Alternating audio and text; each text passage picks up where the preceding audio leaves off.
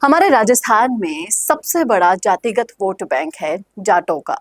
और सबसे बहादुर कौम भी जाटों को ही माना जाता है।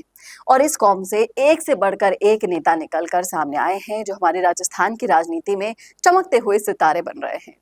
आज इस वीडियो में हम आपको बताने वाले हैं 2024 के टॉप 10 जाट नेता। तो इसलिए जुड़े रहेगा आखिर तक मेरे साथ। नमस्कार, मैं हूं चेतना शर्मा। आप देखना शुरू कर चुके हैं संवाद भारत का, भारत के लिए।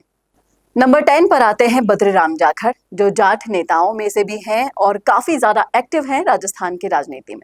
बद्रीराम जाखड़ एक भारतीय राजनीतिज्ञ है और पूर्व पाली से लोकसभा सांसद हैं। भारतीय राष्ट्रीय कांग्रेस के राजनेता हैं। दिव्या मदेरणा से इनकी जंग और खींचतान किसी से भी छुपी हुई नहीं है। विधानसभा चुनाव 2023 में काफी तीखी बहस इन दोनों के बीच में देखी जाती थी और काफी लाइमलाइट में रहते थे दोनों। टिकट को लेकर इनके बीच में काफी तगड़ी बहस हुआ करती थी और जाखड़ अपने आप को 36 कौम का नेता भी बताते हैं। नंबर 9 पर आते हैं रिचपाल मिर्धा, जो अपने तेज तर्रार तेवरों के लिए जाने जाते हैं। और वो किसी भी पार्टी में रहें, वो अन्याय होते हुए कभी नहीं देख सकते हैं और हर सवाल का करारा जवाब देते हैं। जब इन्होंने 2023 में अपनी कांग्रेस पार्टी को छोड़ा तो अशोक गहलोत ने पार्टी छोड़ने वालों को निकम्मा और नकारा करार दे दिया था। इसका इन्होंने मुंह तोड़ जवाब भी दिया था और आए दिन अपने बयानों और भाषणों के जरिए लाइमलाइट में छाए रहते हैं। नंबर 8 पर आते हैं हेमाराम चौधरी, जाट कौम के बेहद ही कद्दावर नेता और सबसे ईमानदार नेताओं में अगर किसी की गिनती होती है तो वो है हेमाराम चौधरी। इन्होंने बाड़मेर में एक छत्र राज किया है और कांग्रेस के कद्दावर नेता सचिन पायलट इनके बेहद करीबी माने जाते हैं। हेमाराम चौधरी अभी हाल ही की राजनीति में सक्रिय तो नहीं है, लेकिन जब ये सक्रिय हुआ करते थे तब राजस्थान कांग्रेस और बाड़मेर के लिए इनका इतना ज्यादा योगदान है जिसको कभी भी भुलाया नहीं जा सकता है। नंबर 7 पर है ज्योति मिर्धा। जी हाँ, ज्योति मिर्धा नागौर के पूर्व सांसद हैं और राजस्थान के प्रमुख राजनीतिज्ञ नाथूराम मिर्धा की पोती हैं। जाटलैंड में इनकी गिनती भी टॉप 10 नेताओं में होती है। इन्होंने पिछले विधानसभा में कांग्रेस से नाराज होकर उसको छोड़ दिया था और बीजेपी ज्वाइन की थी, जिससे माना जा रहा था कि बीजेपी को काफी ज्यादा एडवांटेज मिलेगा, लेकिन हुआ इसका उलट ही। लगातार ज्योति को बीजेपी ज्वाइन करने के बाद हार का सामना करना पड़ रहा है। नंबर 6 पर आते हैं उम्मेदाराम बेनीवाल। बाड़मेर जैसलमेर लोकसभा क्षेत्र में एक उभरता हुआ जाट सितारा बन गए हैं उम्मेदाराम बेनीवाल। 2024 के लोकसभा चुनाव में इनकी किस्मत पलट चुकी है और आरएलपी को छोड़ने से आपको बता दूं कि पूरी की पूरी आरएलपी पार्टी ही हिल गई और हनुमान बेनीवाल को अपनी पार्टी को भंग करना पड़ा, जिसकी सबसे बड़ी वजह उम्मेदराम बेनीवाल भी रहे। नंबर 5 पर आते हैं सुभाष महरिया। सुभाष महरिया सीकर राजस्थान से इंडियन पॉलिटिशियन है। उन्होंने भारत सरकार में ग्रामीण विकास और खाद्य और सार्वजनिक वितरण राज्य मंत्री के रूप में कार्य भी किया हुआ है और वो भारतीय जनता पार्टी के सदस्य भी थे। वे सीकर से 12वीं, 13वीं और 14वीं लोकसभा के लिए भी चुने गए थे और उनके चाचा की हम बात करें तो रामदेव सिंह महरिया भी राजस्थान सरकार में मंत्री रह चुके थे। नंबर 4 पे जो नेता आती है वो काफी तीखी है। जी हाँ, उनका नाम है दिव्या मदेरणा, जो अपने तीखे तेवरों से सुर्खियां बनी रहती हैं और युवाओं में खासी लोकप्रिय भी मानी जाती हैं। जब अपनी बात पलटती हैं तो अपनी पार्टी को भी नहीं देखती हैं। राजस्थान कांग्रेस में मदेरणा परिवार की वो तीसरी पीढ़ी है। मदेरणा परिवार राजस्थान कांग्रेस में 3 दशक से पहले से ही सक्रिय था। उनके पिता और उनके दादा भी अपने अपने समय में कांग्रेस की सरकारों में मंत्री रह चुके हैं।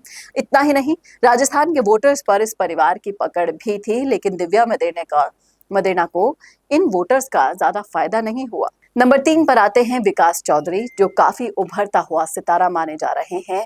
राजस्थान की राजनीति के युवा नेता हैं। राजस्थान की पूर्व मुख्यमंत्री वसुंधरा राजे के करीबी माने जाते हैं और अजमेर की किशनगढ़ विधानसभा सीट से 2018 में बीजेपी के टिकट पर चुनाव भी लड़ चुके हैं। हालांकि विकास चौधरी ने बीजेपी से नाराजगी के कारण इसी के चलते बीजेपी छोड़ दी और कांग्रेस का दामन थाम लिया था, लेकिन युवाओं में उनकी पकड़ की बात करें तो काफी अच्छी खासी पकड़ उनकी मानी जाती है। नंबर 2 पर आते हैं गोविंद सिंह डोटासरा, जो किसी पहचान के मोहताज नहीं है और आए दिन अपने भाषणों से हर किसी का मोरिया बुलवाते रहते हैं। डोटासरा का अंदाज ही काफी निराला है। और जिस शेखावटी से वो आते हैं उनके अंदाज में उसकी झलक आए दिन देखने को मिल जाती है।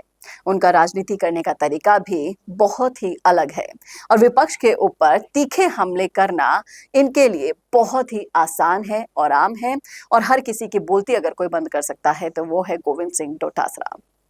और नंबर 1 पर आते हैं जाटों के नेता हनुमान बेनीवाल, जो जाट कौम के सबसे लोकप्रिय नेता बन चुके हैं 2024 में।